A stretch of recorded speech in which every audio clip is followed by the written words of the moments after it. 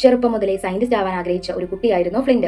അവൻ ചെയ്യാറുള്ള എല്ലാ പരീക്ഷണങ്ങളും പാളിപ്പോവും. അവന്റെ അച്ഛന് അവനൊരു സയന്റിസ്റ്റ് ആകുന്നത് ഒട്ടും തന്നെ ഇഷ്ടമല്ലായിരുന്നു. കാരണം മറ്റൊന്നുമല്ല, അവനൊരു വലിയ ശല്യം തന്നെയായിരുന്നു.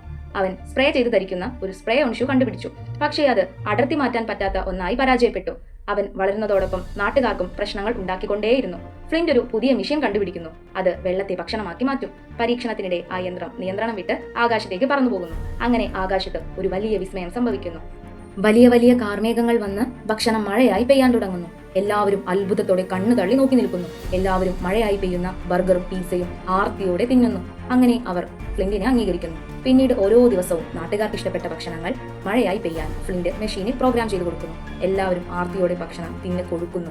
എല്ലാ ദിവസവും വെറൈറ്റി ഭക്ഷണങ്ങൾ പ്രോഗ്രാം ചെയ്ത് മെഷീൻ നിയന്ത്രണം വിടുന്നു. ഭക്ഷണ കഷ്ണങ്ങൾ വലുതാകാനായി തുടങ്ങുന്നു. ചുഴലിക്കാറ്റുണ്ടാകുന്നു. ആകെ ഭക്ഷണ ദുരന്തങ്ങൾ മാത്രം. ആകെ കൈവിട്ടു പോയ അവസ്ഥയിലായിരുന്നു ഫ്ലിന്റും സംഘവും. അങ്ങനെ അവർ ആ മെഷീൻ നിർത്താനായി ശ്രമിക്കുന്നു. അതിനായി ആകാശത്തേക്ക് പറന്നുപോയി വേണം മെഷീനിന്റെ പ്രവർത്തനം നശിപ്പിക്കാൻ. അതിനായി അവർ അവരുടെ ഫ്ലൈയിങ് കാറിൽ മേഘങ്ങൾക്കുള്ളിലേക്ക് പോകുന്നു. അവിടെ ഭക്ഷണത്തിന്റെ വലിയൊരു രോഗം തന്നെ ഉണ്ടായിരുന്നു. അവർ അതിന്റെ ഉള്ളിലേക്ക് പോവാൻ ശ്രമിച്ചപ്പോൾ ഭക്ഷണങ്ങൾക്ക് ജീവൻ വെച്ചു തുടങ്ങി. അവർ തിരിച്ചാക്രമിക്കാനായി തുടങ്ങി.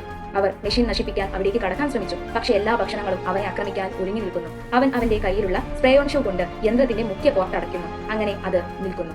ആകാശമെല്ലാം പഴയതുപോലെ തെളിയുന്നു. ലോകവും പഴയ പോലെയായി. ഫ്ലിന്റിനെ സമൂഹം ഒരു സയന്റിസ്റ്റായി അംഗീകരിക്കുന്നു.